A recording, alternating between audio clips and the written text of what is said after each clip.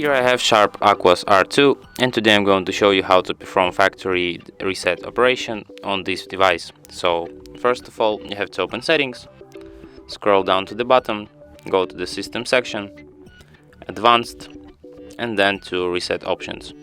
And here you have to select the last option, erase all data factory reset.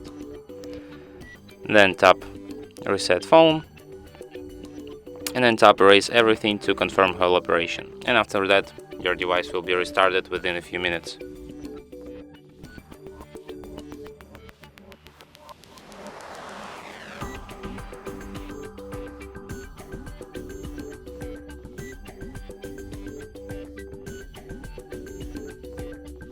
And that's it.